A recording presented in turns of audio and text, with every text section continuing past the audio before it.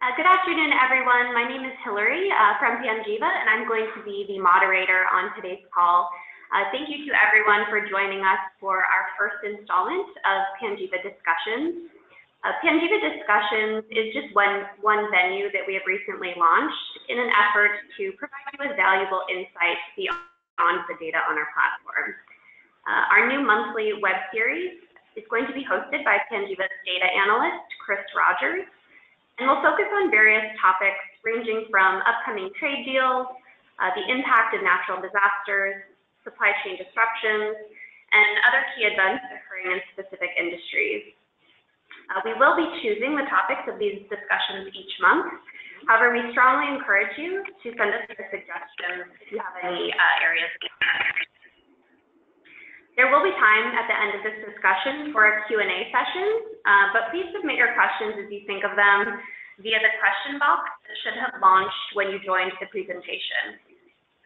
Before we begin, I just want to disclose to everyone on today's call that this discussion is being recorded. I'm now going to turn it over to Panjiva's CEO, Josh Green, who's going to set India in context as we approach the end of a tumultuous year for global trade activity and policy. Thanks, Hillary, and welcome everybody. Very excited about Panjiva Discussions.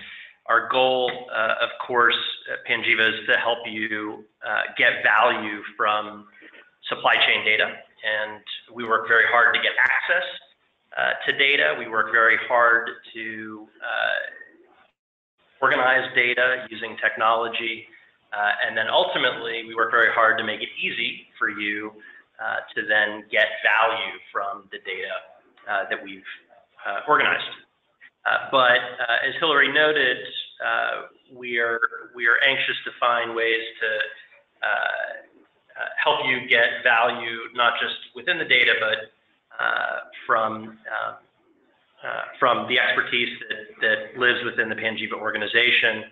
And Chris Rogers, who leads Panjiva Research, is an enormously talented guy who knows a lot about a lot of things.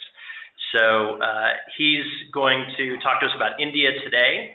And in terms of the structure of the conversation, I thought we could tackle three different areas. One, just big picture, what's going on with India in the context of global trade. Two, dive into specific sectors where India is active, either as an importer or an exporter, and see what insights Chris can give us there. And then lastly, we'll do a quick Panjiva commercial. It's not a coincidence that we chose India. Today we just got access to Indian trade data and are making it available to our customers for the first time. So we are very excited about what we can learn from that data and the opportunities it creates for our customers. So that's the structure. Let's start with the big picture and talk about how India is doing. So of course, India is a big country with over 1 billion people, GDPs north of $8 trillion and growing about 7% per year. But Chris was hoping you could give us some sense of, how big is it as a player in the world of global trade? Is it punching above its weight, or is it struggling? And where do you think it's headed? Well, thanks, Josh, and good afternoon, everybody. Yeah, so I think India, to answer your question, is probably punching very much below its weight in global trade. I'm going to use a couple of slides just to illustrate the points as I go along that callers should be able to see on their GoToWebinar, but it's also available in a 32-page research report that you'll receive after the call. In general terms, so overall, Indian trade over the past 12 months is just over $700 billion, which sounds like a big number, but in context, it really isn't. If we compare it to other similar-sized economies from a trade perspective, it's actually most comparable to Mexico, which, when you think about it, Mexico is less than 1/3 the size in terms of GDP compared to India. Obviously, population-wise, it's a lot smaller as well. But what Mexico has seen that India hasn't seen is fairly steady growth. India has seen a marked downturn in its trade over the past couple of years. That has begun to turn around. We've seen, in fact, just today, the September trade data for India showed a 25% growth in exports and 20% in imports. So, clearly the Indian economy is, the Indian trade economy is going places, but it does have, I think, a lot further to go. I think above anything else, really, India has a long way to go from an economic development perspective, and trade is really central to that. So if you think about it, India's GDP per capita at the moment is just 1/3 the size of Mexico's. So, Mexico has delivered a lot of its economic growth by being part of the North American Free Trade Area, assuming that doesn't get ripped to shreds by President Trump, which is a different call for a different day. But Mexico has shown the way that I think trade deals and a trade-focused economy can lead to significant economic growth. So, when you think about it, really, Indian growth could be, Indian trade, could be, easily 3 times its current size, and possibly a lot more than that before it begins to catch up with some of these comparable economies. Chris, that's helpful context. In terms of the other or another very large player in the world of global trade, arguably the biggest, China, how do you think about India's trajectory relative to China's? It seems like China has really owned the last decade, maybe 2, in the world of global trade. Why? Why has it grown so much faster than India? And is that going to change? Is India going to own the next decade? Yeah, sure. So I think a lot of what sat behind China's success has been the willingness and the ability of the government to be very prescriptive about the direction of the economy. So, whilst we don't have central planning in China as we have done in the past, you've had that kind of confluence of free enterprise growing very rapidly, combined with a government that is willing to cut regulations quite aggressively and has a very kind of mercantilist outlook, and really also a willingness and ability to direct national champions to go and develop in other economies. When you look at India, unfortunately, you have a number of areas of bureaucracy that have really held the economy back. Requirements, for example, for local partnerships, which China also has, but the restrictions in India can be a lot stricter. Local content rules, which again China has, but India's are a lot stricter. And then, frankly put, India has undergone some, frankly, own goals. Just this year, the demonetization of the economy, the frankly chaotic implementation of general sales tax, which also has an impact on the export industry, have all had an impact. So, I think China has had a much more kind of export-driven outlook to its economic growth and has been a lot more aggressive in driving that. Now, one hopes that Prime Minister Modi and his government will be as outwardly focused in their economic development. There's been meetings just in the past few days of the Prime Minister's new Council of Economic Advisors, who've given him a 10-point plan to developing the economy, currently looking more at fiscal policy, but I'm sure we'll move towards trade-based measures as well. As I said earlier, the importance of trade deals for India really in not just being able to access other markets, but also forcing themselves to open up their own market is important as well. And certainly, I think some of the success that countries like Vietnam, Thailand, or Malaysia have had has not just been about cheap labor. It's also been about the way the governments in those countries try to engage with governments in other countries. But ultimately, the Indian government needs that overarching industrialization strategy, and they're going to have to balance that. They're going to have to balance it against environmental issues. Obviously, China's had some terrible problems there. Raw material supplies is another big area that needs to be addressed as well as part of a broader industrialization strategy. So I think India can get there, but it's going to require really a concerted, cohesive policy effort from the government. Chris, I know you and I could talk macro for hours, but in recognition of the fact that we only have a limited amount of time, let's turn our attention to specific sectors. Apparel, and I should say that I did peek ahead into your report and got a head start in understanding the industries. But the credit goes to you for the work you've done on the analysis. But in your report, it pointed to a couple different sectors: apparel, autos, oil, pharma, telecom. So, let's talk about some of those. In apparel, certainly it's been a key industry for India, but China has been the powerhouse, and certainly it feels like you hear more about people looking at other emerging markets, beyond China and India, Bangladesh, Cambodia, when talking about up-and-coming destinations for apparel. So how is India doing in this market, given that it is such an important market for India? And how do you think about the path ahead, given the competitive landscape?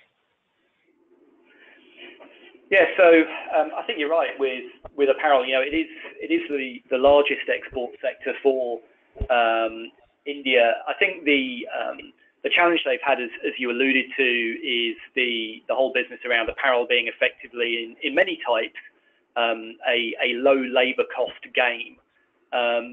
And it's also interesting the reference you make to China and the other countries, because I think what we have seen, not just in apparel, but in other industries as well, effectively Chinese factory owners setting up in other countries, and we've seen it across a number of different sectors, setting up factories in lower labour cost areas, almost to kind of compete with India kind of indirectly as well. So I think clearly the apparel industry in India has been struggling recently.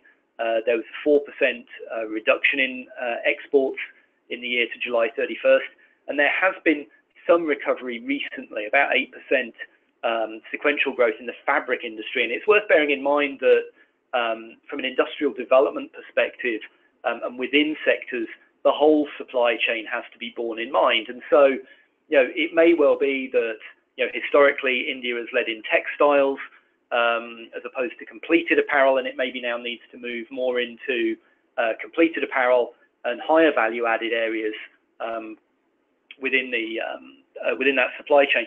I think the other area to look at again, and people will be probably already fed up with me saying this, but trade deals can make a difference. Tariffs on the apparel industry can be significant, and there's a lot of areas where I think also India as a country, Indian companies, and the Indian government in running trade missions can really help as well. The analysis we've got on the screen at the moment is a multi-dimensional analysis driven off the Panjiva platform, just showing, sorted by harmonized system codes, so these are standard tariff codes, where Indian exports go at the moment. And one of the things you can see from that is that there's not consistent selling across all markets. Now, clearly, different markets have different cultural tastes, but it is pretty clear that there are companies that are selling things like T-shirts into Europe that aren't selling the same products. So T-shirts and baby clothes, for example, are being sold aggressively into Europe, but not so much into the US and Japan. Similarly, there's things like skirts and dresses are being sold pretty broadly, but not into certain parts of Europe. So there's always kind of good marketing opportunities to follow, which again the government can help drive, but through these trade missions and through opening up other markets through trade deals as well. So I think apparel really is a good example of where marketing can make a really big difference. Switching gears, no pun intended, to autos. One of the things that surprised me as I was digging into your research is that autos is as big as it is for India, and that one of the key destinations is Mexico.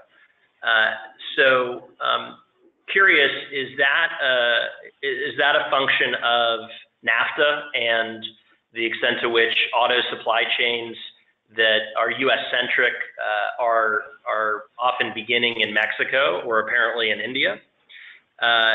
Is that the dynamic? Is that why Mexico is the key destination? And to the extent that NAFTA is about to be changed, does this have implications for the Indian auto industry or the exports of autos from India? Yeah, sure. Yeah, so I mean, the auto industry is kind of a fascinating example of probably what is the most globally integrated supply chain. India does have a significant business. It's not significant in the context of the potential India has, of course. There are exports of around $10 billion. As you say, a big chunk of that goes to Mexico, but actually what's going to Mexico is roughly 1/3 of that $10 billion of exports are completed vehicles. So it's actually the export of completed vehicles for use in the Mexican market. People often forget with this kind of very kind of US-centric mindset in the auto industry that all cars end up there. Well, of course not. They are driven across the emerging markets, whether it's more developed ones like Mexico or whether it's India or China and so on. So, one of the things we're seeing, and the chart I have up at the moment is another one of these grids. You can see for completed vehicle exports is actually Volkswagen producing vehicles for export into the Mexican market, where they're being driven right there. Now, 45% of India's exports of that 10 billion are auto parts, and I think that's where there's also an opportunity for growth within these global supply chains is for India to kind of attract more parts manufacturing. To a certain extent, and it's an interesting thing we've seen within NAFTA, as you mentioned, is that actually assembly of vehicles can be a relatively low value added process. Effectively you're putting together complex parts that have been made elsewhere. So India already has a good start in manufacturing these parts. But again, tariffs can be an issue. The WTO most favored nation tariffs on auto parts are 10%, whereas on completed vehicles they're only 2.5%. So there are again trade deals to be done. Now, clearly, if NAFTA is unwound or damaged or just frankly changed significantly, and we're actually seeing today the US is putting some fairly controversial proposals on the table about what are called rules of origin. So, where do the parts come from to make a American vehicle an American vehicle? If those rules change, and actually it might be more economic for companies like GM or Nissan or Volkswagen to actually move more of their parts manufacturing to India, where labor costs are lower, where you already have factories and knowledge in place, where, frankly put, education levels in India are amongst the best in the world for engineering.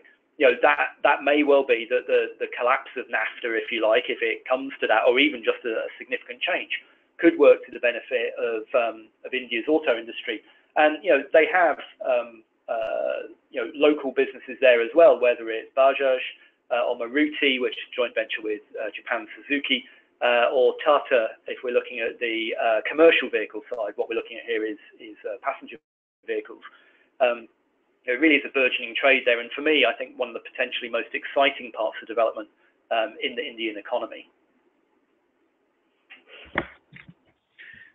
So switching gears again to pharma, as I was reading through your research on pharma, I was struck by the fact that it appears to run or India's role in pharma appears to hit on two hot buttons of American politics. Price of generic drugs. You mentioned that there's pressure on the price of generic drugs, which hurts India, which is strong in the generics, and then an apparent shift to Mexico in terms of the U.S. supply chain, which of course goes back to NAFTA and the future of NAFTA. So how do you think about, if you were writing a prescription, pun intended, for the Indian pharma sector, what would it be? Yeah, I think you're absolutely right. The US market is highly competitive. I would also say from a planning perspective, it's also not a great market to be involved in as a business manager trying to develop a long-term pharmaceutical business. As well as kind of the competition you have in generic drug pricing, you have a great deal of uncertainty just in basic healthcare policy. Whether it's President Trump trying to get rid of ACA, or as we saw with the executive orders in the past couple of days, trying to effectively hobble it. It's very difficult for anyone to do business planning there.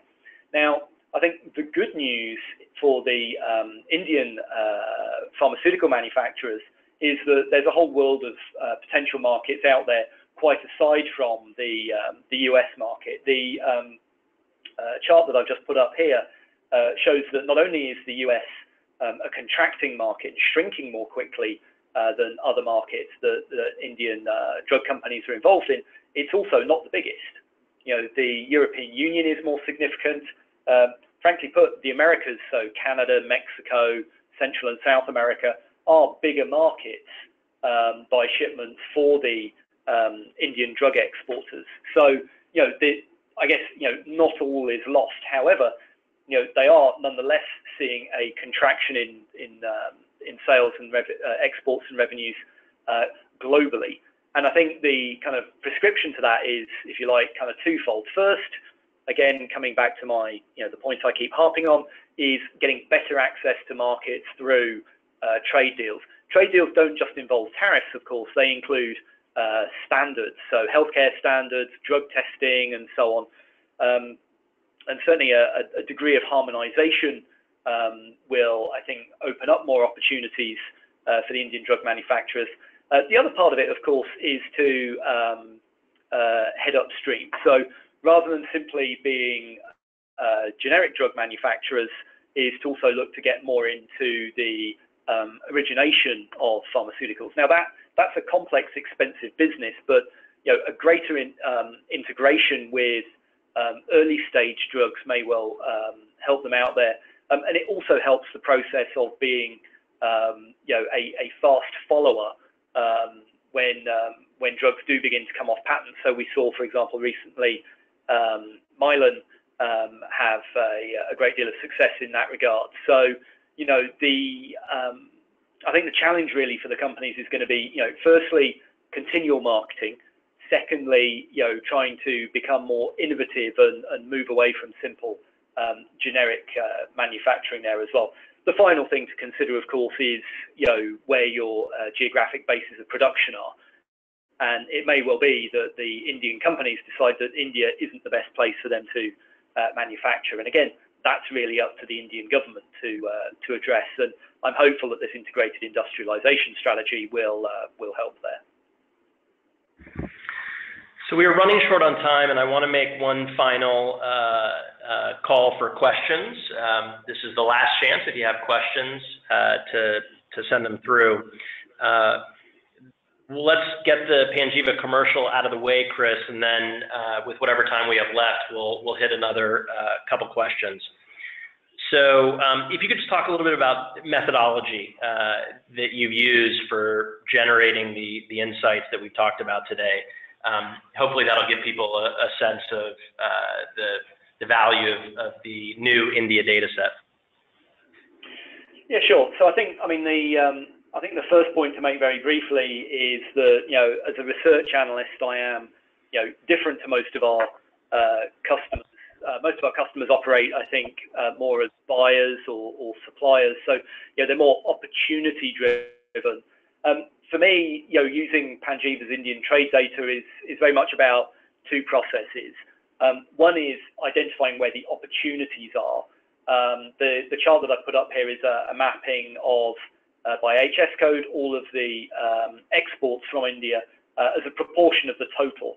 And that's very simple to do in Panjiva with the screening tools we have, the sorting tools that we have to really go into the Indian data set and say, okay, show me all shipments over the past year sorted by harmonized system code, whether it's level 2, which is a broad chapter like apparel, or whether it's more detailed, going all the way down to things like brushed cotton t-shirts, so that full resolution. The other important part of what I do is to identify not just the what and the how much, but is the who. And when we start to get into some of these analyses, so the one I showed you, for example, here, looking at the auto manufacturers, is to start saying, okay, who are the main suppliers within those different areas, and then to be able to kind of map out, in a very quick and easy way, who the main players are. And as an illustration of the power behind the platform, I'm able to pull all of these different areas together in a matter of days rather than weeks or months, which I think is a testament to what the platform can do. But I'm interested, Josh, I mean, obviously you know a lot more about our customers than I do. Where do you think this will become useful for them? Well, I think the hope here is to make it very similar to using the other data sets that are already on Panjiva.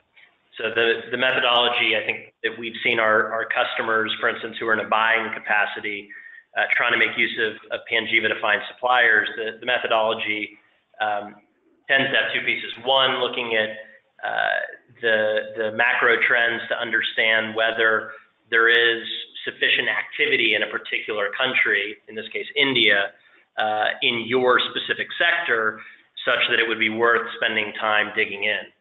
And then second, getting to the who, looking at who the players are, and also looking at who they're working with to better understand whether the key players in the market, in this case India, are working with companies that look like you. Because obviously if they are, that gives you some confidence that you could potentially work with those suppliers in a successful way. So there shouldn't be much difference in terms of the methodology that people use, but of course this data opens up a new piece of the puzzle for us in terms of providing a complete view of what these companies in India are up to in terms of what they're buying and what they're selling. So we have a couple of questions that have come through, and I'll give both of those to Hillary, and then thank Hillary one more time for setting this session up and for future sessions. And the two questions that have come through, one, Hillary, will there be a similar session on China? And then two, a specific question about what's in the India data. So maybe you could look into your crystal ball and tell us what the sessions are going to be in the future, or simply tell us that you appreciate the suggestion and you'll take it into consideration. And then two, while I think the specific question about what's available in India data is worth answering now, if you could also give people a sense of what they should do if they're interested in getting access to the data. So I'll hand it over to Hillary. Before I do, one final thanks to Chris for sharing with us so much of your knowledge. Of course, we could speak for hours, but we got to cut it short, unfortunately. Hillary, all yours. Thank you, Josh. So with regards to the first question, is there going to be a similar session on China? Definitely something that Chris and I can talk about offline. I can say that it's probably not going to be our topic next month, but we can definitely plan to run a similar session on China if you found this information really useful. So that's definitely a great recommendation. So thank you. With regards to the second question, does the India data available through Panjiva include both the exporter and the importer company names? So it's going to vary depending on if we're looking at India imports or exports. India exports is probably going to be more useful for the majority of you on this call. And luckily, the importer and exporter company names are available in most instances when looking at India export data. The foreign party, when looking at India import data, is not as complete when looking at India export data, but I'm happy to send information with regards to the data set specifically on Panjiva as a follow-up to this call. And more specifically, if you're interested in taking a look at the data set or running through any particular searches of interest, we encourage you to reach out either to the sales representative that you worked with previously, your customer success manager, or sales@panjiva.com, and we'll be happy to go over any of those questions and certainly show you the data set itself.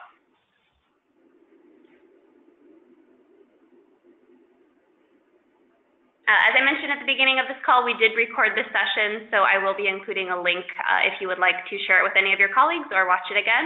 And again, if anyone has any recommendations for upcoming topics, we welcome all of those. So please send me an email. Thank you, Chris. We really appreciate all of your insight on India. You're very welcome, and thank you everybody for listening, and thank you Hillary and Josh for making it happen. Goodbye now.